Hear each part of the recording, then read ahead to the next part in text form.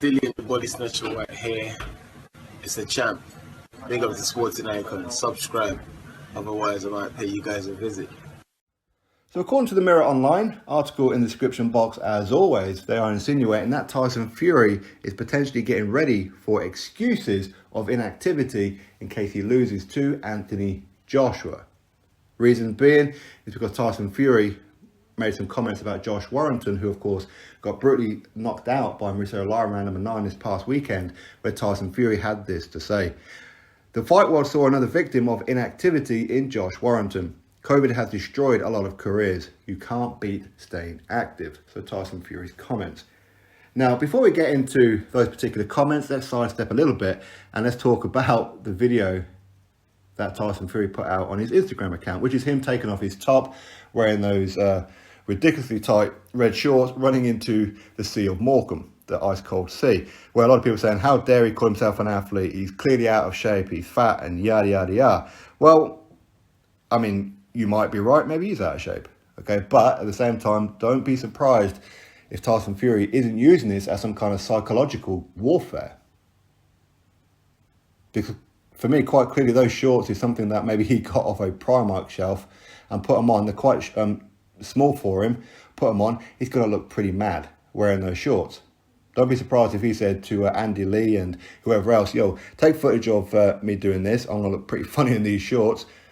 Go running into the sea. We're going to get a reaction. People are going to call me fat. Maybe Joshua's not going to take this fight too seriously because yada, yada, yada. Don't be surprised if that's the case, because I do think those shorts made him look much worse than what he probably is. Again, let's be realistic. He's in better condition now than when he fought Deontay Wilder the first time. Not a second time, of course not, but the first time he was.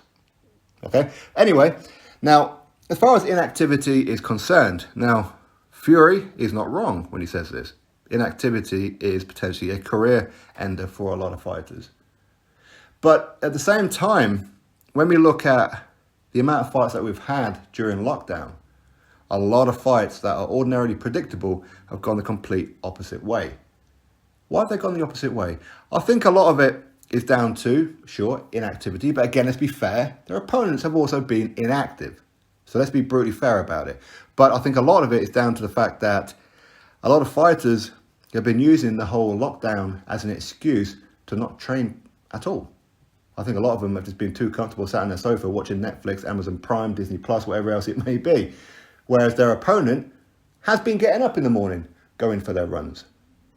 They have been investing in a punching bag that they've either put up in their house or their garden or their garage or their shed, wherever it may be, and they have been doing something.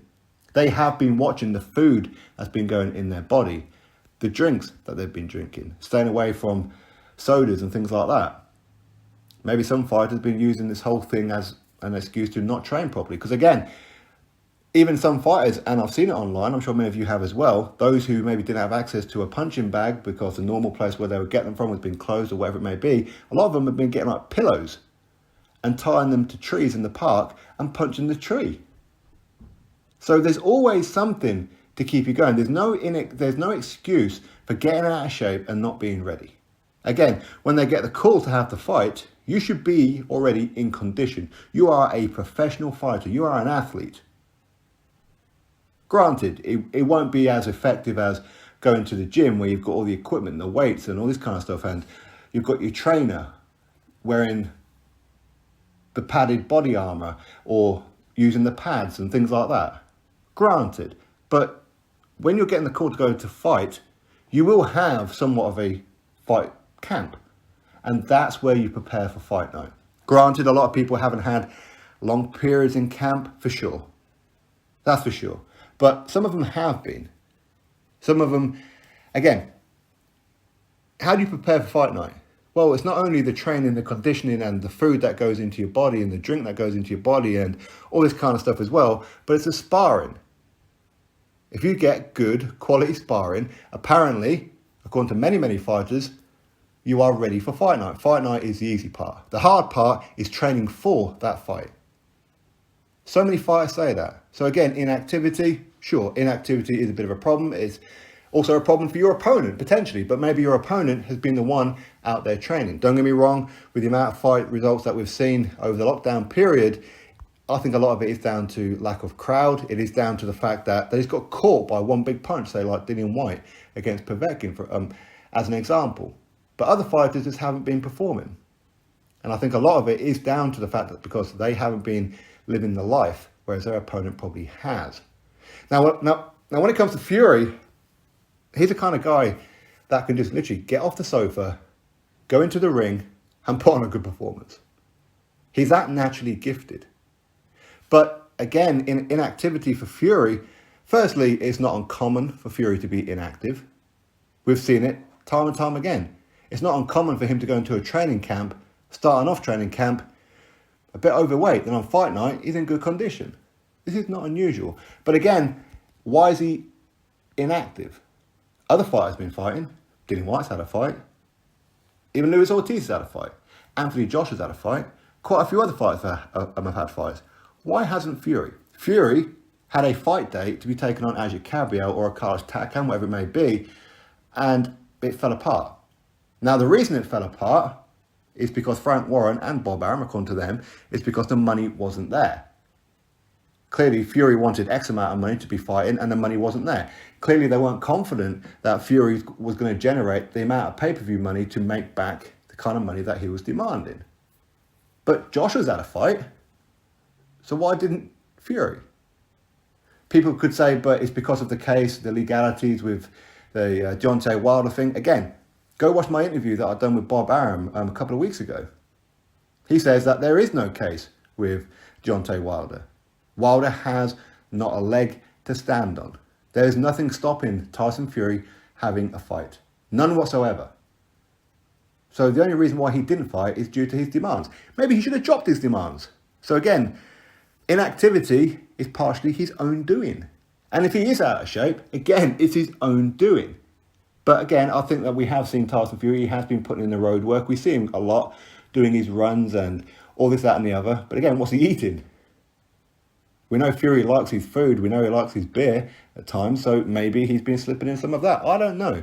But I do go back to the feeling that I think a lot of it is psychological warfare from Fury, that he deliberately wore those red shorts as part of a psychological game. Honestly, I do. And Fury, even if he's to lose to Anthony Joshua, he's not the kind of guy that will make excuses.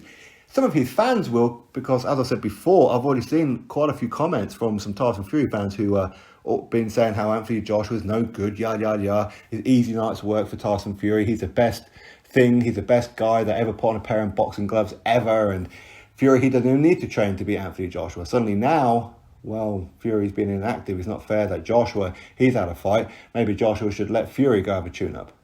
Well, Fury could have had a tune-up, but he chose not to do it. Very simple. The reason why he didn't fight is his own doing. So he could have had a tune-up. But again, Joshua, when he fought Pulev, he was out the ring for a year. By the time Fury has a fight, again, it will be against Joshua, granted, would have been 15, 16 months. So it's not a great deal of difference, is there? It just happened to be that Joshua slipped in a fight. Well, maybe Fury should have slipped in a fight too. No excuses for it. No excuses for it whatsoever. And I know some Fury fans won't want to hear that, but it is what it is. That's the truth of it. But even now, regardless of inactivity, regardless of what any kind of weight Fury has on him, I still see this fight as 50-50. Agree with me or don't agree with me.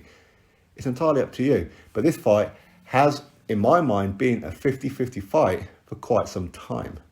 All right, so inactivity, no excuses. I don't want to hear it whatsoever. Likewise, I don't want to hear nothing about if Tyson Fury beats Anthony Joshua. I don't want to be hearing no excuses about it. None whatsoever.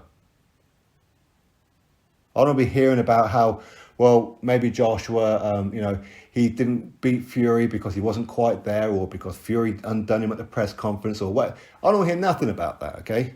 It's Joshua's responsibility to make sure he's in the best possible condition that he could possibly be, and his own tactics when he fights Tyson Fury. Likewise, same with Tyson Fury. His training camp, his tactics, all this kind of thing is all on him. So win, lose or draw for any of them. No excuses. No excuses whatsoever. But as I said, I don't think either man will make any excuse anyway. I think whoever wins the first fight will be congratulated by the loser, and then they'll set up on to the rematch. Who knows? Maybe in these two fights, It could be 1 apiece at the end of it. Or maybe it's 2-0. Maybe Fury can just beat Joshua as easy as a lot of his fans say. Maybe he can. Or maybe Joshua would walk through Fury, inactivity or not. You never know. And a lot of fans who've been saying one way or the other for quite some time come fight night, you're going to be doubting a lot of things that you've been saying. That's the truth of it. For me, best luck to both guys. I like both of these guys. But inactivity, it's not an excuse. Really not an excuse. Drop your thoughts below. Click thumbs up, subscribe. Catch you all in the next video.